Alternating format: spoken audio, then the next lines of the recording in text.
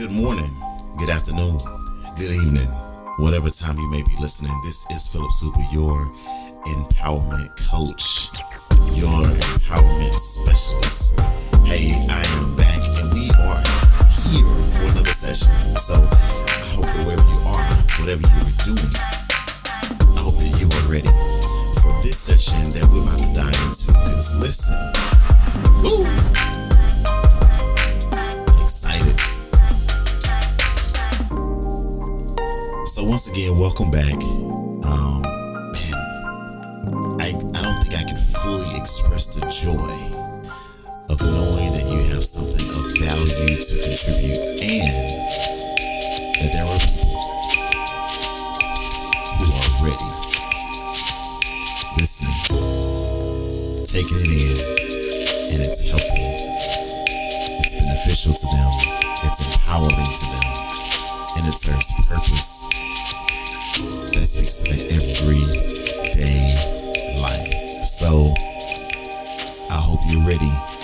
I'm going to give you a second to share this to someone who you think this would be beneficial towards. Man, I don't know what time you are listening to this podcast, but right now, in the time of this recording, there's been so many changes in our world, and it has thrown people for a loop. It's been like an unexpected curveball, or actually maybe not necessarily unexpected to a degree, yes, but then also it's just been one of those things that you see coming and you just dread it, like, no, it can't be, and you're wishing that it doesn't. But in it all, man, God is still good. He's still faithful. He is still on the throne, and he is still in control. It's one of the amazing things about life is we desire control because we are fearful of the things that we have no control over. And we're fearful of the things that we don't always know as it relates to the details of our lives. And when you think about it, like, do we have the capacity to be all-knowing? Like, do we have the capacity to know all things about everything? Absolutely not. I mean, if you're like me, man, in my world alone, not the world, but in my world, my sphere of influence, I can get overwhelmed sometimes and I just want to break from it all. But you think about God and the fact that he is all-knowing. He's omnipresent. He's omnipotent. My God, being God is a task. So I rather have my faith and my confidence in him, knowing that he is more than able, capable, and willing, and does handle all things. Today, I have been wrestling. I don't even want to say wrestling, but I'm certain that God has been dropping this into my spirit, my thoughts, as it relates to the changing environment around us and the shifts, not specifically as it relates to the world systems, but as it relates to where we are individually as a people. And some of you are skilled and talented in areas of leadership and areas of administration. You're gifted and talented in music and areas of ministry, or whatever your avenue of your passion is, that you're so gifted.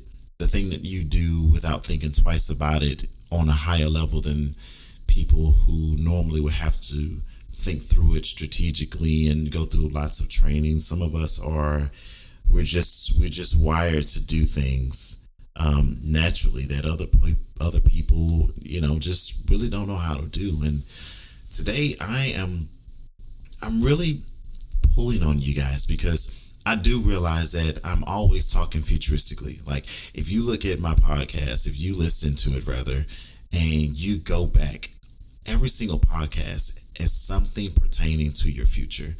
And it's not ignoring the current realities, nor is it a dismissal of the things that were, the things that has been, but it is really more so an acknowledgement that the future is still calling us. And sometimes that future is calling us to a place of reconciliation where we are reconciling the things of our past with the things of our present in respect to that which is ahead of us. Sometimes it is a call to relinquish the unhealthy or the burdensome thoughts, opinions, belief systems, emotions, and feelings that we may have carried from the past and may still currently be carrying, with this understanding that the future is saying, let it go. Like Frozen, let it go. And then also there is the idea or the premise of reckoning, calling you to something, period. Irregardless of where you were or where you are, calling you to something, because this being called to something is the redefining. Sometimes it is the entrance to something that is yet to be experienced, not as if we've experienced the future already, but sometimes what I mean when I say that is that sometimes there is no previous reference point that we can quickly point to and say, what's ahead of me looks like this.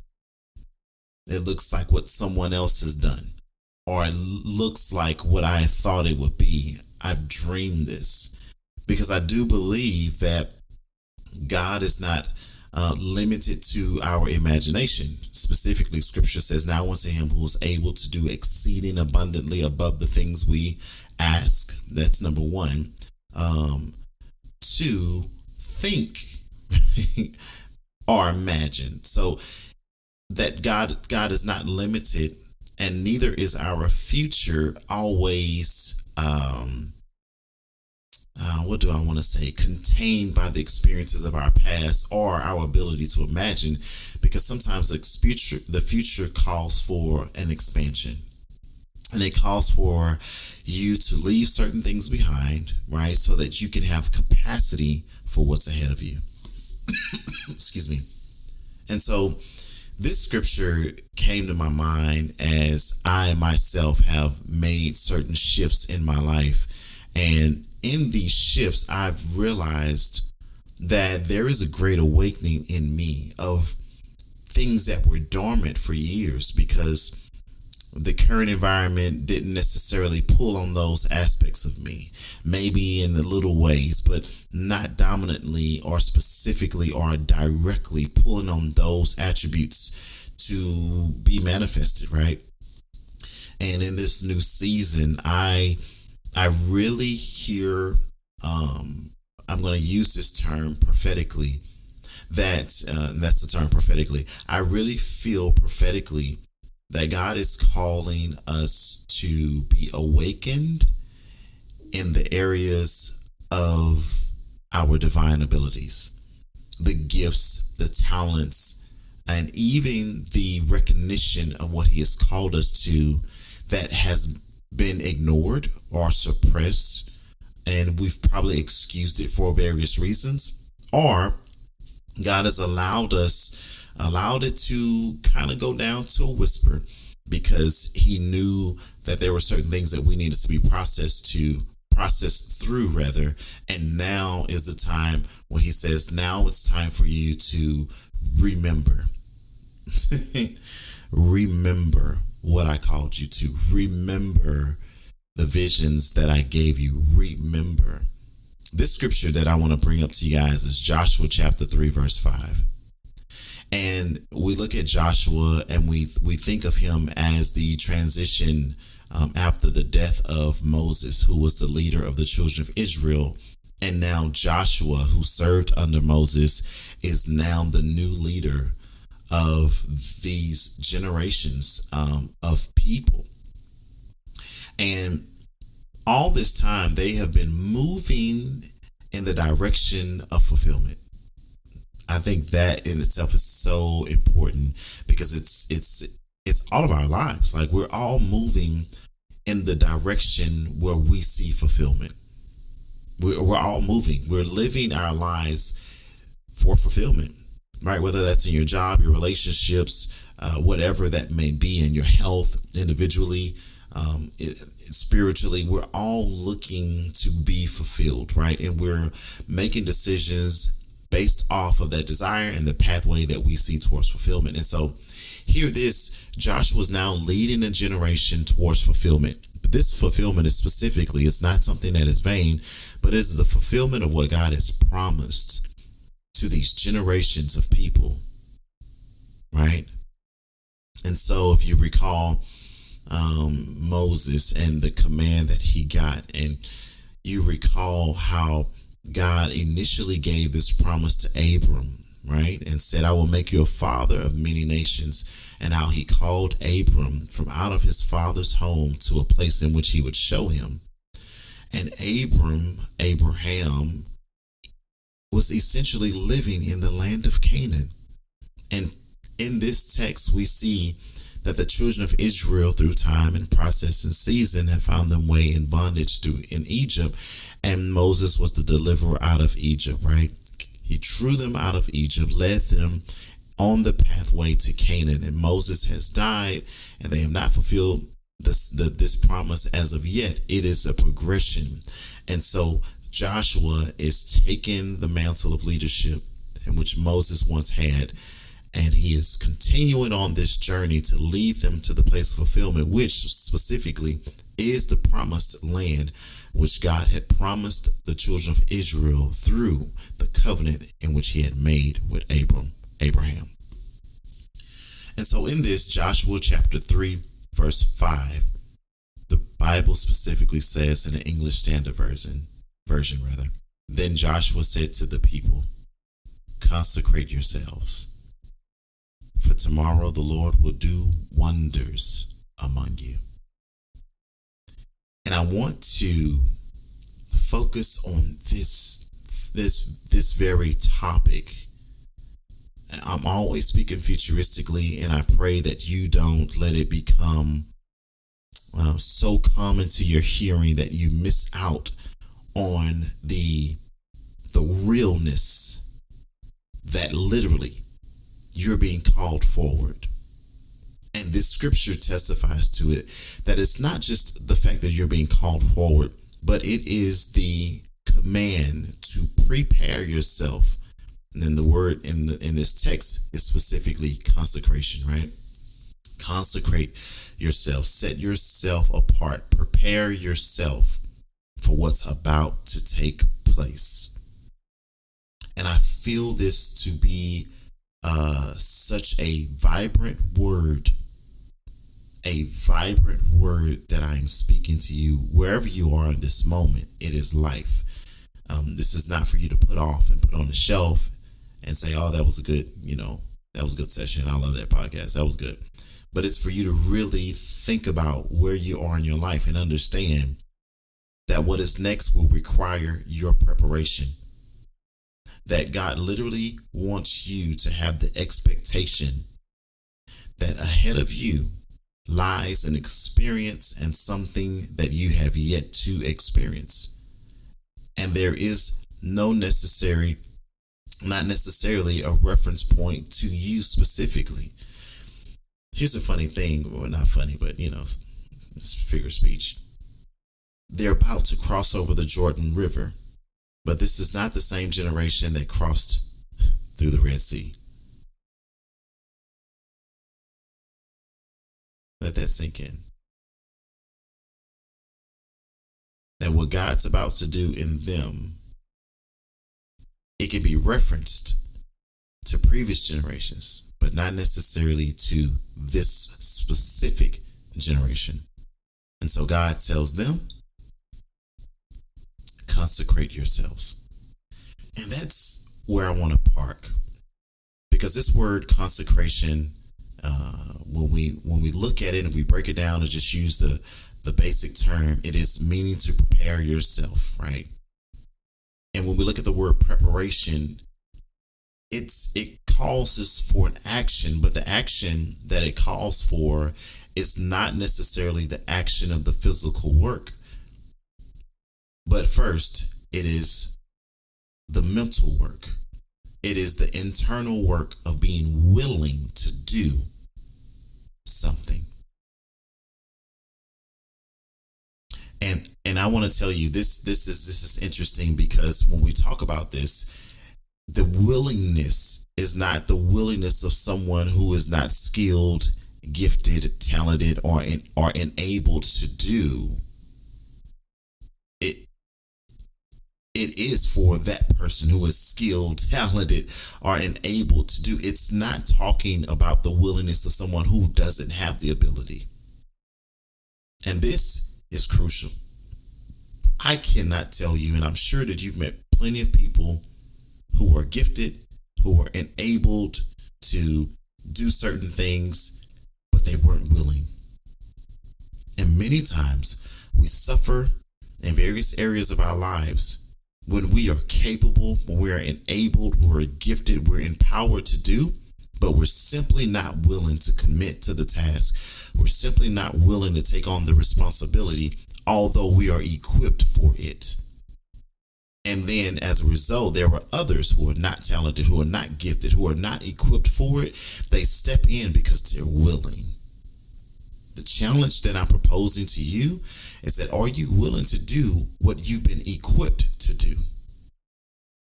And it may be a difficult task. It may be uncomfortable. It may be something that is outside of your ordinary routine, but you are more than empowered to do it. You are graced by God to do it, but yet you find yourself not being willing. What is it that has caused you to not be willing to do what God has gifted you to do?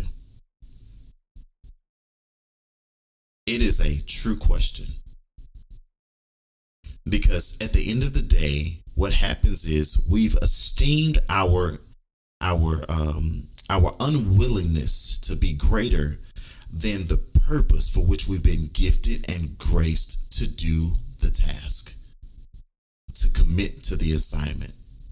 And I think our world is missing. Scripture says in Romans 8, it says that the earth is groaning and waiting for the manifestation of the sons of God, that the earth has growing pains, that there is a need for the sons of God, those who have been equipped, those who have been gifted, those who have been called. And there is a need for us to stand up and be willing to do what God has called and commissioned us to do in whatever sphere of influence that you exist in, whether it's corporately, whether it's in the church and ministry, whether it's in your family. Where are you dormant? Where are you silent? Where are you inactive? Although you've been equipped and you've been empowered and you've been graced for the assignment, but yet you are unwilling. Least I stay on that too long. This scripture says, prepare yourself. In other words, deal with the unwillingness so that you are willing to take on the assignment. And sometimes it's a fear of failure. Sometimes it's a fear of success. But what I would tell you is take that to the Lord in prayer and say, God, here is the part of me that's stubborn. Here's the part of me that does not want to do what I know you've called me to do. And I've got plenty of excuses why I'm not willing to do it. But Lord, I'm giving you this part of I'm giving you my heart to say, work on me so that I become willing to do what you have called me to do. Remember, this willingness is not an indictment against those who are not called to it. No, it's those who have been specifically gifted. You've been graced for the assignment in which God has called you to. The mere fact of this word prepare, that it starts with pre, in the Latin it means before. It is God giving you instruction, and he's also giving you the expectation of a shift that's about to occur. This word, when you look at it, it means in advance of, early or beforehand, in front of rather. It's as if God is strategically placing Israel in front of what's about to take place. And can I tell you, for those of you who are listening and you're being prayerful, God is positioning you in front of the thing that's about to occur. And I'm not saying it's a negative thing, but what I am saying is that it is a call to pay attention.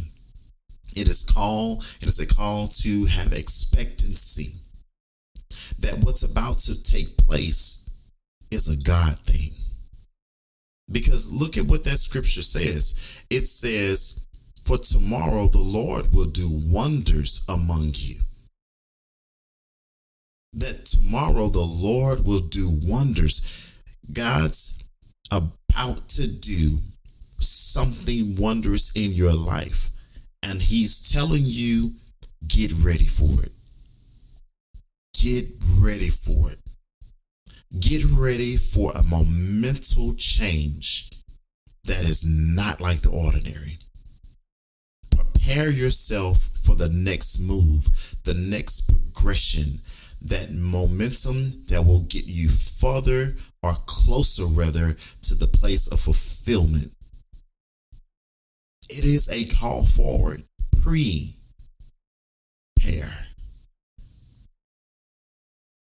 Prepare.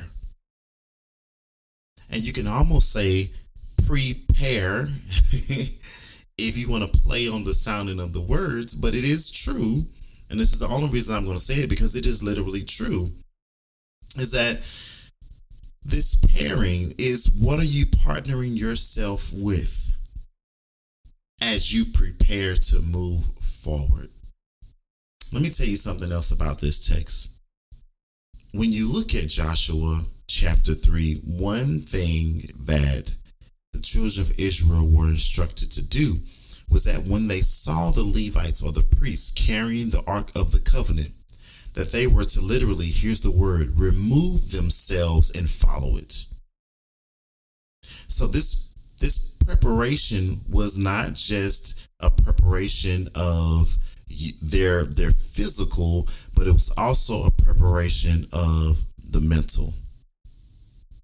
When you look at this and you consider what this means, when you talk about removing literally meant to leave a place, leave a posture, leave a position, like uproot yourself from something, right? It requires a removing of something into something else, towards something else. And what the instruction was telling them was, I want you to mentally prepare for new direction. I want you to mentally prepare to be led, right, by the presence of God. I want you to mentally prepare and detach yourself from anything that will keep you from removing yourself from the old and walking and being led into the new. Here's a question. Have you set your mind on the next call of action that God has given you? Have you mentally prepared yourself to do what is being commanded of you? And in the same line of questioning, have you abandoned your mental attachment to what was and what is, so that you can embrace the preparation for what's next? Will you allow God to change your narrative? Are you rehearsing what has been as if there will never be anything else? Or are you mentally in a place where you've told yourself, prepare for change? Leave what is unnecessary and only take what's needed, and let the presence of God lead you. Let it guide you. Let it be the thing that you're after. Wherever God is, that is where I want to be. And if the old thinking, the old mentality, and the old level of expectations becomes the weight that slows me down, or that keeps me from being able to remove myself from the old places, then I've got to let it go. Hey, I hope this session has really blessed you. We'll continue to dive deeper into this because I really believe this next season is shifting in your favor.